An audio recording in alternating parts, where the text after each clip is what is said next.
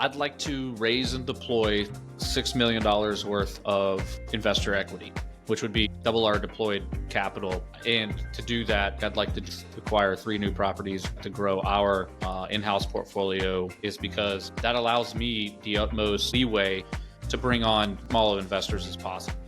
I can accept checks of 20,000, 15,000 and still make it work. It's going to take making sure we connect with new investors that are sharing the goals we have and want to get started in this investing journey.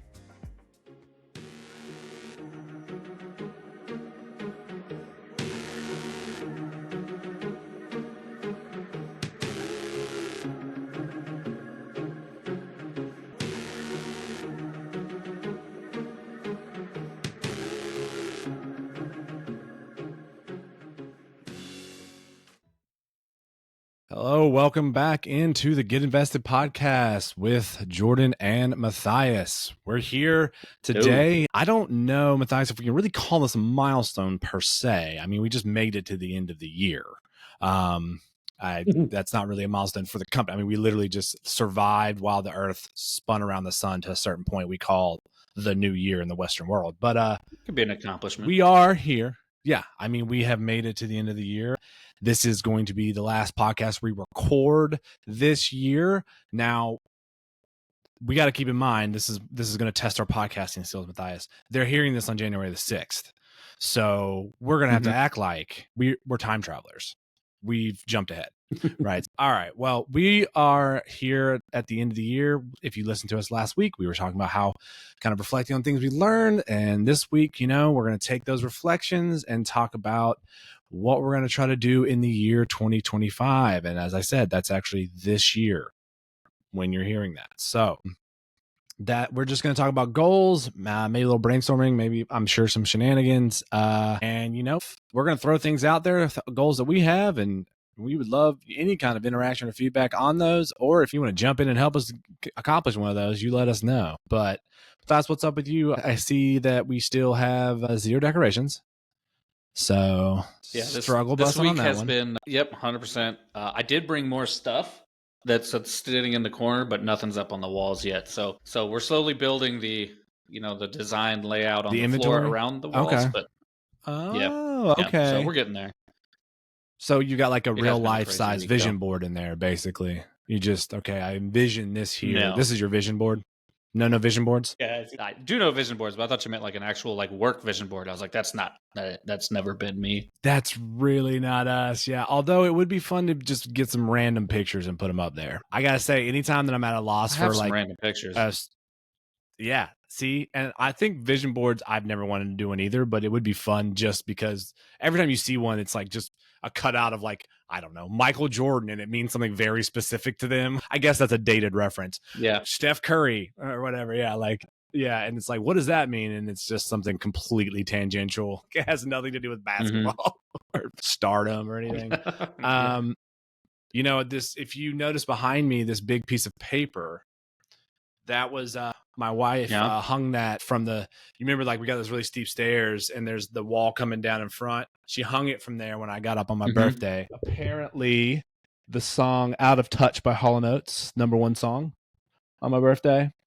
And then just a couple other facts. Really? So, Hall & Oates, #1, kicking it in 84. #1, yeah, 84. Right, because I'm going to guess that Born in the USA had yet. 70s. Born in the USA must have already been out for a while. Yeah, because that came out in 1984. So Born in the USA, the album, came out in 84. Well, if you think your birthday is the 13th of December, so that's not anywhere near when you normally release big albums, right? It's the earlier in the year hot summer albums, that kind of thing.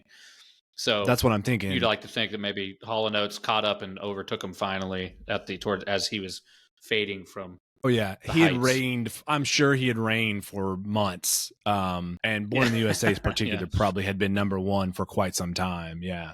But good on good old Hall & Oates. I can never remember which one is which, but hey, do we need to? I don't know. It's not important. Matthias, I warmed up my coffee this morning because I left it in the pot, amateur move, and it got cold, and I warmed it up over the stove, and then I was pouring it out of the pot into my cup, and I was just like, man, I'm basically a homesteader. Like, I basically just like cooked this coffee over an open fire out in the field, and that's, I just felt so rugged. Just nice. All right, well, we're gonna hope that you get some decorations soon enough. I'm sure I'll it'll add that happen. to the goals for 2025. Yeah, let's go ahead and just do that over here. At some point during 2025 the year. goals. Decorate office. Yeah, let's put that out there. There you go. All right. Okay. Yeah, there it is. All right. So New Year's is come and gone. It was underwhelming per usual. Now we're talking 2025 goals. Let's see what do you got? What are you thinking? Where you want to start? How do you want to kick this rocket shit? Yeah, so off? I kind of have a few phases of not operations, but a few phases that I'm kind of trying to grow in and trying to improve in 2025, and there's going to be like growth, just in general growth, and we have some goals that we'll talk about for that. Efficiency and operational excellence growth, meaning basically, and a lot of that has to do with just basically time. I'm spending a lot of time every day, and I just want to improve the processes and systems. So it's kind of that phase, the efficiency phase of the business. And then last, there's kind of we've reached a bit of a plane where giving back is going to be an important part of who we are going forward. And so there's a growth, efficiency, giving back is kind of what I'm seeing for 2025. And I'm trying to, when you goal set, you're supposed to think of very specific, attainable, high but attainable goals in order to actually set something you can achieve. And then you break it down. How am I going to get there? Take these steps on a monthly basis, these steps on a weekly, daily basis, so on, in order to get your goals. So we're still in the brainstorming of these. So we've kind of got some general ideas that we've put down on our paper here, including decorate the office. That one's a bit more specific, so that one's probably pretty attainable. But basically, just that's we're in the brainstorming phase of like, how do we narrow this down and how do we set it specifically? Is this high enough goal? Is this how do I make this more specific? This is pretty nebulous, that kind of thing. So we're still in that phase now. So you guys, as listeners, are going to get to hear kind of us make a little meat, make a little sausage here, and kind of narrow it down as much as we can over the course of the next few minutes. Maybe we should create some kind of checklist that we can, update people about throughout the year. Like, so it'll be feel really good. You can just pretty soon, first thing, decorate office. You just cross it out, it'll feel good. You always got to write down something on a checklist. Yeah, you already got to write. There's got to be one thing. Yeah, right. There's got to be like one thing on any good checklist or to-do list that's like easy to knock out just to get the ball rolling. You know what I'm saying? You just make yourself feel good. 100%. Yeah. Get that momentum going. It's got to be more serious than like take a shower, but like it doesn't have to be, monumental. It can literally just be like, remember to write that check or something. Although I guess people, again, I'm dating myself, but I haven't written a check in I don't know how long. So anyways. All right. Well, do you want to just, the big one here is there at the top. Is that where you want to start, or do you want to start with operational efficiency, which honestly, let's go with the growth. We'll hit growth first. Yeah. It's zesty. It's a high goal. Loki forced me to do this last week, and now I kind of like it. It feels more just like a chat, fireside chat, little. Yeah, exactly. So for the kind of the big overarching growth goals we're looking at, I'd like to raise and deploy $6 million worth of investor equity, which would be more than we have in all the previous ones combined. I'd like to basically double our deployed capital this year, and to do that, I think I'd like to do acquire 3 new properties, 3 new syndications. That's not to say maybe I raise capital for somebody else if there's a good opportunity, but I'd like to personally, for capital velocity investments, I'd like to grow our in-house portfolio 3 properties. And the reason I want to be in control of it is because that allows me the utmost leeway to bring on as small of investors as possible. I can focus on, hey, if I can find a deal where I need to raise 2 million, and 3 of those I can accept. Typically, that means I can accept checks of 20,000, 15,000 and still make it work with the balance. Yeah, obviously there's never any guarantees, but that's my reasoning and the math behind the 3 properties, 6 million.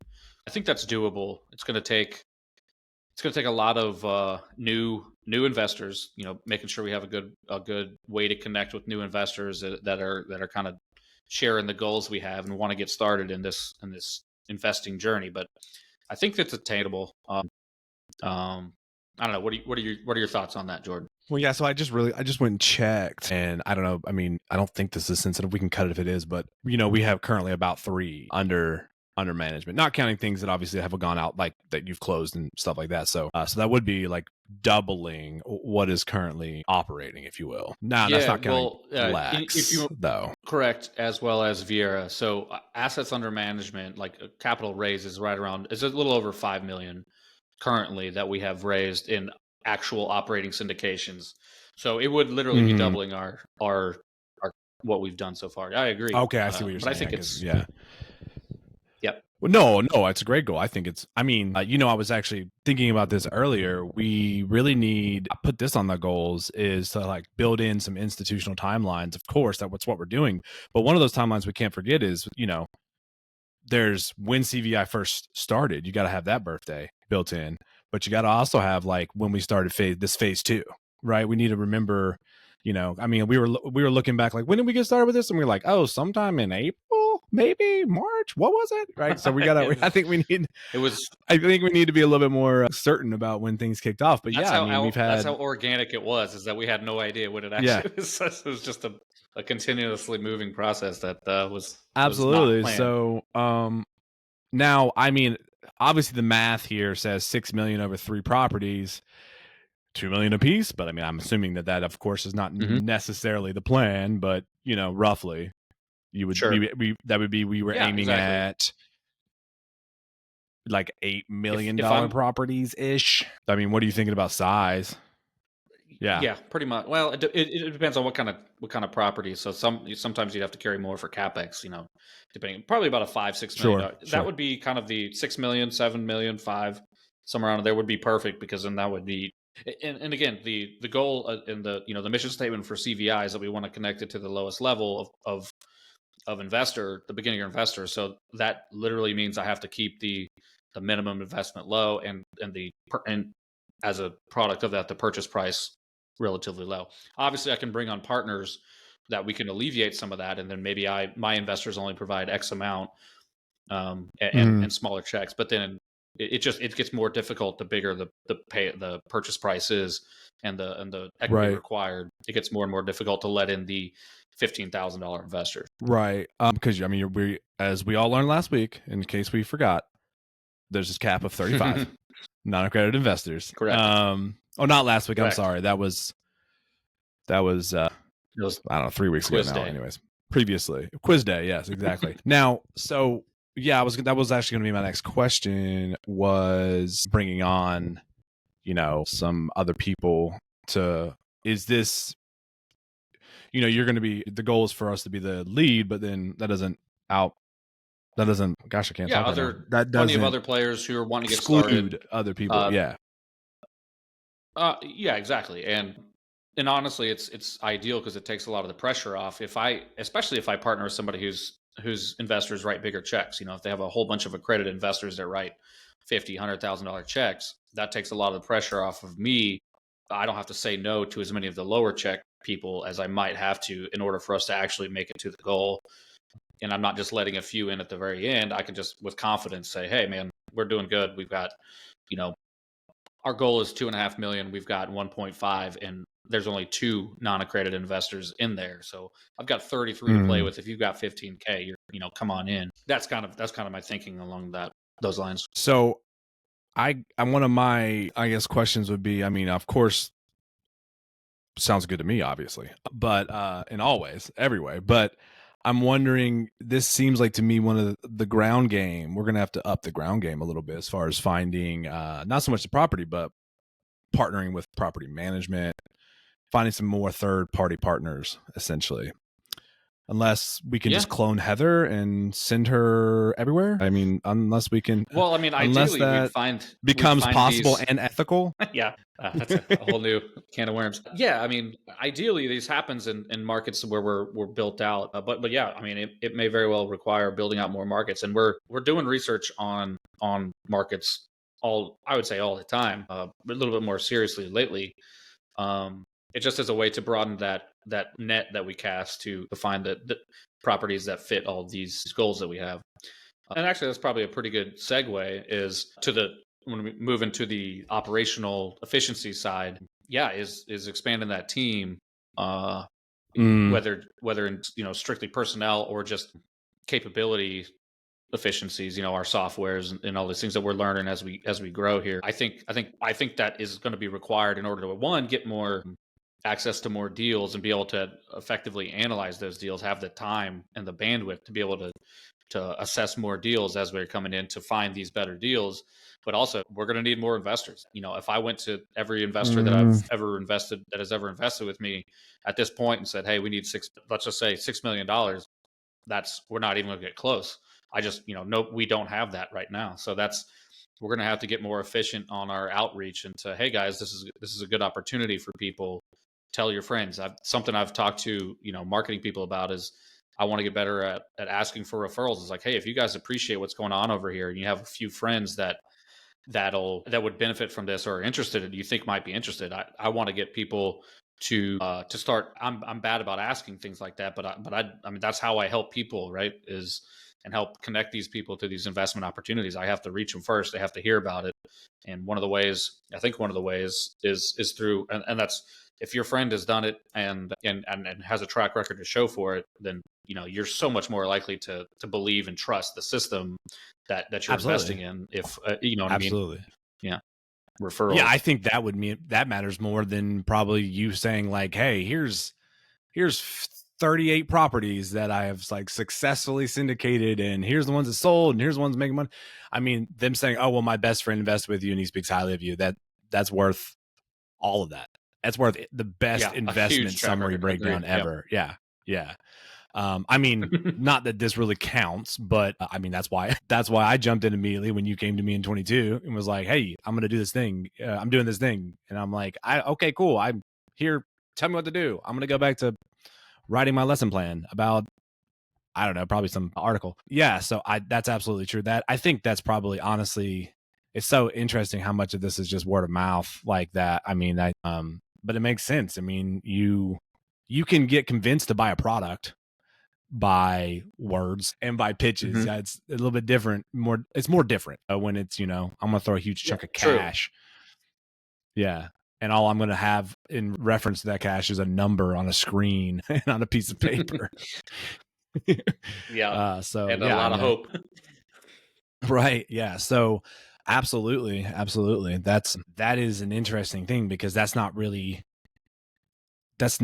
is operational efficiency, but it's not at the same time, if you know what I mean. It's not like you can automate requests for referrals the same. I mean, you could, but that wouldn't be as effective as like a face-to-face conversation with your investor who's happy with you. Right, but I'm using my previous investors, as a force multiplier of myself in that scenario where I'm going, hey Mm, guys, it's simply asking, do you know of anybody who might be interested in this? Those are the types of things that I need to get better at, is in the growth aspect of one. Obviously we automate more. We know we do our newsletter, we do the posting on LinkedIn, the podcast. Those are all ways that we get ourselves out there in front of people and we build that trust. Somebody could passively sit and I have no idea they even exist, but they've been watching me, less creepy than I just said, but watching me and us for 6 months, and we've built a level of trust. That's all going on, but I need to figure out ways to multiply that faster, that growth and that reach faster. every move you make, every step you take. Is that the Yeah, I police? mean that was the police. Yes, I know.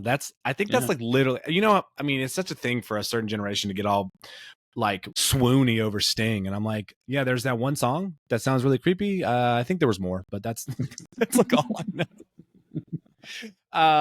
So yeah, I mean, it's interesting to think. We had that conversation actually that we're not really in the. I mean, we're in the real estate business or market, but we're in the trust business. Trust business, Or is it the other 100%. way Yeah. around? I think we're in the trust business, the real estate market, right? Like, because there's a Yeah. lot of different trust Real businesses estate's a and you employ tool. them in different Yeah. markets. Yeah. That's our currency. So I guess we should try not to act squirrely. I'm a fidgety person. I think sometimes people think that means I have something to hide. It's just I have a lot of energy. Also, I drink too much coffee. Yeah. I just polished off a third cup, probably more than 3 cups today. It's been a day. Since I quit teaching, I've been slowly backing it down. But when I was like full bore, I was way too much coffee. My blood pressure was also like 150/90. It was real bad. Yeah. They start asking questions at that point. Oh yeah, no, it was Yeah, a so big I thing. think in terms of efficiency, I think those are, and that's really nebulous, right? So we don't have any specific goals on that. That is something we're going to be really buckling down on, is figuring out, hey, what does this actually mean? What specific processes, like referrals or whatever, that we need to focus on, to and ideally focus on those at the beginning of the year in order to gain benefits throughout the course of the year on our way to the goals. Yes, But I then was going I'd to say, say, sorry, go ahead. yeah, on that though, because one of the things I'm currently working on is, I was thinking there's two different ways in which I was laughing to myself about it being like a multi-level marketing thing, because it's not, obviously, but like, you were saying, yeah, our investors are force multipliers, like that's like lateral marketing, right? Like they talk to friends and spread. But the other thing is, what I've been working on recently is like bringing the subscribers to the newsletter, that have been reading for a long time or have had a lot of engagement, and then getting them to jump that hurdle from just passively kind of like listening and reading, or like you said, was listening to the podcast, and become an investor. Like that's more of a from here to here. In my mind, that's a vertical thing, right? Because they have to commit to more than just, not that I'm Sure. saying they have commitment issues, but they just have to make that jump to, okay, I've been listening to, and yeah, I've been listening to them, I've been reading them, and now I'm like, okay, I'm ready to engage and start talking about which investments I can put some money in and stuff like that. Because I mean, I think that's something we should celebrate here at the end of the year / beginning of 2025, is that I don't even know if we did this on our reflection podcast, but we went from 0 subscribers. Well, I guess you had like a pool of like 30 or whatever of like basically our friends and family, but we're at 367 today. Now, is that a huge number? No, but we're really more of a quality over quantity situation here. So I think, Sure. I mean, in 7 months now, how many of those 367, can we empower through the syndications rather than just knowledge? So, and turn that person who's just an email who reads to someone we know. Yeah, for sure. Add that actual personal connection, get in on a call and start helping more people. I agree. I think that's the Absolutely. way to do So, it. I mean, that is one of those operational Yeah, things on that note, we're working on, right? right, Go for exactly. it. So like in terms of helping more people, yeah, I was gonna say that's a transition to kind of the last phase of growth, or our goals for the year. So I put these down as specific, and they're I'm trying to make them as specific as possible. But something I'd like to do, and I've been talking to some local charities in the area, as well as my accountants and the legal team now, that I've reached out to, talking about ways that we could kind of give back to local charities that we care about. Obviously, I'm very involved and very passionate about veterans, being a veteran myself, and having seen some of the problems that a lot of guys have and gals have as they transition out of the military. There's a lot of Transition local out. charities Yeah. in our area here, the big military area, that are trying to help solve some of the real bad problems that people have. But anyway, what I'd like to do is kind of set up, when we close on a syndication, that's a time when our company earns a fee for putting everything together, closing the deal, getting all the investors locked in, and taking on the risk and all that stuff we've talked about a million times. But I'd like to start taking a portion of that fee. I put here, my goal is 10,000 per syndication, and actually converting that into shares in the investment.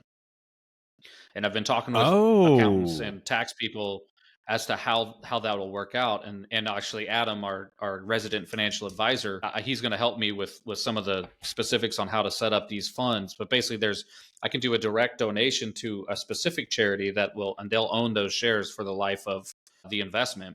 as if they were a passive investor, but basically I'm donating, instead of just donating a one time pile of cash to them, I can maybe turn that into a cash plus cash flow over the next few years plus equity on the back end whenever we end an investment. So I'm turning a donation into a lot more money for them. But there's also other ways called a donor advised fund where I can even donate it to, like, set up an entity that is I'm as the donor advising the fund. It's almost like they do it in stocks a lot where they, hey, I'm donating $1 million to this endowment, but I'm going to make that as let's say I'm a hedge fund manager, I'm going to donate $1 million. I'm really good at this. So I just kind of mirror some of the other investments that I do. It's kind of the same thing as, hey, this is my expertise.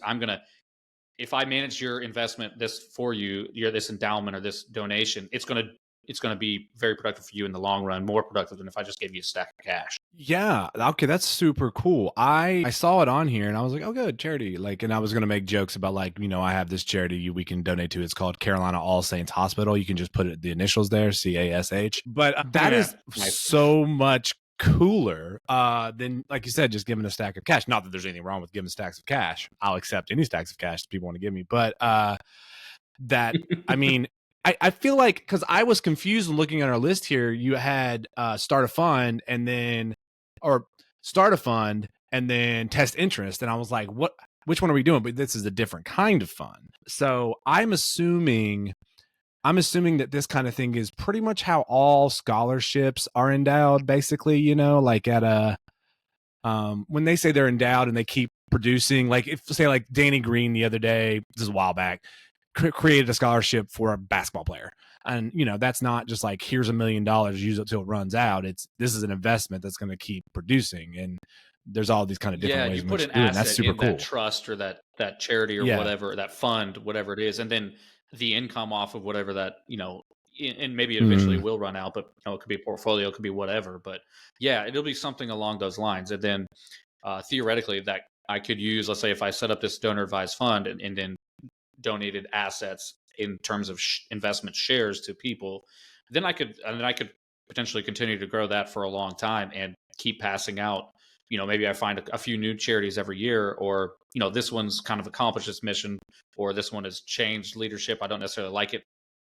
I don't necessarily agree with its objectives or how it operates anymore. Maybe they pay themselves too much. Something, what the problems that charities sometimes run into. Oh yeah. But this way, I'm not locked into the problem with something. charities, I can change it. Like, hey guys, yeah. So that's something that I'm really interested in. I think it'd be really cool. And it can be complicated. So I'm talking to all the different people, because what I don't want to do is, add undue liability to a charity by, instead of just donating cash. They're like, well, we don't know how to operate this, or we can't take this sort of thing. So that's why I'm talking to the legal team as well as the accounting team. so you can run it. Help. Yeah. Well, I mean, take the load off, but if it makes sense for me to run it, if not, whatever. But that's what we're digging through right now. You don't want to make it hard on them. Yeah. You know what the problem with charities is? The charities are run by humans, so they have the fatal flaw that all human run programs. Very true. Yeah. So yeah. Exactly. That they can change, but no. So I do have a question though, a quick, interesting technical question. Okay. That. Would the charity be considered an unaccredited investor? Would that be one of the 35? That's one of the questions.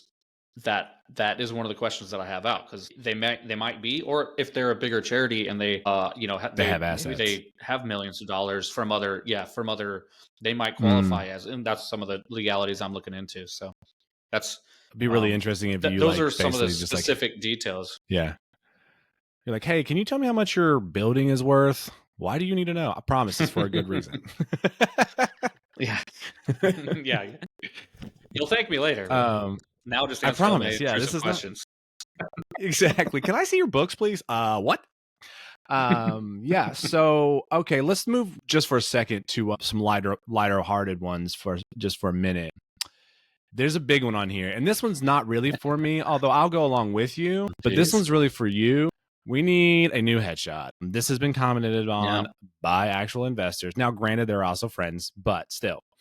So, and I really do all need my to see our little friends. So there's well, there's that, but there's now. So I will go along with you. We need to do something though. So I want to update our logo so that it has our faces on it. So if anybody sees the logo up there in the corner, we'll do something with our with our faces rather than. I feel like it's a little. We need to upgrade it. Probably upgrade the logo. I was gonna say, you're talking about specifics. Should we make a target of how many new investors we want at the end of the year, like in the pool, I think actually so. contributed funds? Yeah, we can. Like, should we pick a Mhm. number? I mean, we should probably We go can look at something back. we actually have We and can then back base it into on that that. number. But Yeah. yeah, Yeah, we can. We that should. was something I We was will. That's thinking part of about. our whittling down and building small goals. Hey, let's say we need to get 100 new investors or 200 new Mhm. investors. Okay, that means we need to start reaching, 500 new potential investors over the course of the year, and we can back that off. So we need to get X amount per month, and and then we can literally track our progress to the goal. Which I think that's what I envision us doing over the next couple of weeks that we just enjoyed uh, leading into the Mhm. beginning of this Mhm. year. Um, Mhm. that's what I see us doing is narrowing down that and kind of working backwards from our goal to the individual steps. Yeah, and I mean, I think uh it'll be interesting to try to map that out as far as some kind of like milestones when it's really just trying to, Hmm. hey, you've been getting stuff from us for a while. We want to talk to you. Why don't you talk to us? Yeah, I mean, I'm looking forward to trying to grow that. Now, this last one on here, well, no, there's two, but I think this is a really cool one. I'm pumped about it, and I think it dovetails, if we've been talking about dovetailing like the idea of the fund into, our empowerment of self-directed IRAs. I know, I mean, that whole thing kind of just seems really cool to me, but what do you think when you say build timeline, test interest? What exactly are you thinking? So what briefly here, because I do have to run, but basically what I'm thinking is at some point I'd like to start talking to investors, and this is going to be key for the smaller beginner investors with only a little bit of cash. What I'd like to do is start a fund where it's an ongoing, maybe 5-10 years. But what I do is we compile a total of 35. We just go until we get 35 non-accredited investors with 15, 20, 25, 40,000 dollars, whatever they're comfortable and able to invest. And that gives me a fund. And then we may get to $2 million, we may get to $1.5 million, we may get to, who knows what we get to, whatever it is, once we hit our 35 number. And then that, if I have it in a fund versus a specific property syndication, that would allow me to go, okay, let's say we got to $2 million. I can invest that as a fund of funds that I'm allowed to invest that in portions as I see fit into other syndications. And what that does is that, let's say I have some of my partners come up with another one like Vieira, where we're raising $21.5 million. That's going to lock out all my 15K investors, unless I have a fund of already built with them to where I can go, all right, guys, you guys are going to get the benefit of this. I'm going to take $500,000 from this fund, and I'm going to invest it in this awesome new opportunity that you guys wouldn't have had access to. And then I can, then I'll deploy the rest of it across multiple other assets as a in chunks, big chunks, where they can get access. They become, hey, an investor of 150,000 in this fund or a 500,000 in this one. They get access to a lot bigger and better deals than they would if they were a $15,000 investor going directly into the big fund. So that's something that I have a vision for in the future, and I want to gauge interest, because it's going to require a lot of trust, and it's because it's relatively, you don't know what you're investing in yet. So for the smaller investors, that's a big leap of faith to trust me that I know how to deploy their capital effectively. But I do think it's one of the best ways that I can potentially give them the outsized returns that the big boys get whenever they deploy capital, and then pay it back to the fund and divvy it up that way. I think that's one of the best ways I can think of to get access to the top tier investments to the lowest, bring it down to the lowest tier of investor. Yeah, and I mean, I think first of all, I would just say, if anybody remembers, some of the time listeners might remember this. I made a joke once about crowdsourcing and doing a GoFundMe, and then that's counting as one entity. This is basically the legal way of doing that. So it's very exciting. And I think, I mean, my particular vision of one of these funds is that literally we just have control of people. Obviously, they give us control of one of their self-directed or a self-directed, and then we have literally an entire fund that is self-directives, that would be super cool. I don't know exactly how that would work, but I mean, there's this is a cool It would work thing. the I mean, it same would way as obviously anything give else. us, They say, yeah, here's the cash. Do with it as you will. yeah, yeah, exactly. I mean, that way Yeah, it's which I like, think would be okay, pretty it's cool. it's it's I mean, it's kind of like we're creating our own version of a mutual fund or whatever, whereas like, okay, my money's in with a bunch of other people's money and it's making money and here's how much is mine. But it's just a different way of doing it with real estate. That's super cool. Do you want to hit on this last one here? Are you joining Big Let's Brother save or that. are we talking Let's something more save that because I specific? think Okay. we can actually. I think we can actually build that out into some like a standalone. I think. Oh, okay. Talking about how that works. I mean, it's not Adam, is it? Actually, by the way, I got to call him. Speaking of our resident financial advisor, but No. It was a. I get asked this question that we're hinting at here. I get asked by people a lot this particular topic. So, I guess this is a teaser. we'll You'll get have to into it check for in sure. next week. Yeah, absolutely. Yeah. All right. Well, Don't delete your Matthias has app. got to run and do things. And yeah, by the way, guys, if you're listening on Spotify, I have become aware of some issues as it migrates from Substack to Spotify, and I am working on some of those. So please be patient. All right. Well, we're gonna wrap a bow on it right there and shut her down as Matthias has got to run off and do things and stuff. So we'll just ask you what we always do, which is, if you got something you want to hear about, you want us to talk about, you want to just tell us something about us that annoys you or you like or whatever, please write comments on the Substack.